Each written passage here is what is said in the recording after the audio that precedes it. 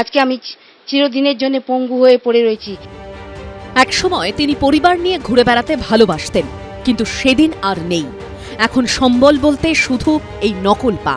অভিযোগ, সেবাশ্রয় ক্যাম্পে ভুল চিকিৎসার কারণে ডান পা বাদ দিতে হয়েছে দক্ষিণ ২৪ পরগনার রবীন্দ্রনগরের বাসিন্দা ৫৮ বছরের মালতী বিশ্বাসের। আর সেই ঘটনায় বৃহস্পতিবার অভিষেক বন্দ্যোপাধ্যায় সহ ১১ জনের বিরুদ্ধে এফআইআর দায়ের করলেন তাঁর স্বামী।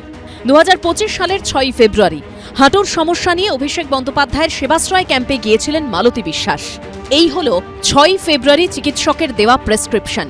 তাতে না আছে চিকিৎসকের সই, না আছে চিকিৎসকের রেজিস্ট্রেশন নাম্বার, এমনকি প্রেসক্রিপশনে তারিখটুকুরও উল্লেখ নেই। লোকালি যে সব ছিল তারা হচ্ছে কেউ ডাক্তার না, বুঝতে পারলাম না যারা, তাদের প্রেসক্রিপশনের কোনো সই বা তাদের রেজিস্টার নম্বর কিচ্ছু তাদের নেই। তখন দেখানোর পরে তারা টাকার ডিমান্ড করছে যে আপনার টাকার ব্যবস্থা করতে হন, বলুন ২০ দিনের মধ্যে সব ব্যবস্থা করে দেবো।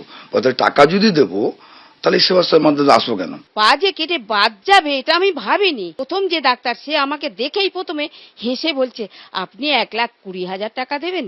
আমি বললাম, আপনি কি বলছেন? আপনি এখানে বসে আছেন, আপনি ডাক্তার তো? ৬ তারিখ তাকে ওষুধ দেওয়া হয়, তিনি সেই ওষুধ খেতে শুরু করেন, ব্যথা কমে না। আবার তিনি ৮ তারিখ সেবাশ্রয়ের মডেল ক্যাম্পে যান এবং তারপর সমস্যা কমে না। তাকে চিকিৎসকরা যে ওষুধ দেন সেই ওষুধ তিনি গোটা ফেব্রুয়ারি মাস, গোটা মার্চের ১৯ তারিখ পর্যন্ত গত বছরের খেয়ে গিয়েছিলেন। তারপরে যখন তিনি আবার যান তখন তাকে বলা হয় যে সরকারি হাসপাতালে রেফার হতে হবে। পরিবারের দাবি, সেবাশ্রয় ক্যাম্প থেকে পাঠানো হয় এমআর বাঙ্গুর হাসপাতালে। সেখান থেকে আবার চিত্তরঞ্জন ন্যাশনাল মেডিকেল কলেজে রেফার করে দেওয়া হয় মালতী বিশ্বাসকে। সেখানেই ২০২৫-এর ২৭শে মে অস্ত্রোপচার করে তাঁর ডান পা বাদ দিয়ে দেওয়া হয়। ওরা বাঁ পাটা অপারেশন করলো। বাঁ পাটা অপারেশন করার পরেও দেখলাম যে অসাকসেস। সেবাশ্রয়ের যে ওষুধটা খেয়েছে সেই ক্ষেত্রে বেড়ে গেল, তাদের ভুল ট্রিটমেন্টের জন্য পাটা বাদ গেল। যেতে কে বলেছিল? গেছেন কেন? কেন গেছেন? যদি কোনো জেনুইন বড় রোগ থাকে, আপনার হাউস ফিজিশিয়ান এতদিন যাদের দেখাতেন কোনো বড় হাসপাতালে না দেখিয়ে একটা শিবির হচ্ছে, আপনি সেখানে চলে গেলেন। মালতী বিশ্বাসের পা বাদ দিতে হলেও অল্পের জন্য রক্ষা পান সরিষা কালীমন্দির তলার বাসিন্দা কলেজ ছাত্রী সুস্মিতা অধিকারী।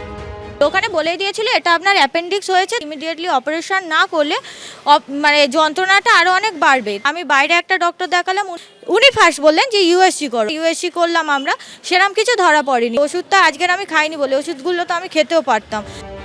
উচ্চ রক্তচাপের সমস্যা নিয়ে সেবাশ্রয় ক্যাম্পে গেছিলেন সরিষার কলাগাছিয়ার বাসিন্দা সীমা কাঁঠাল।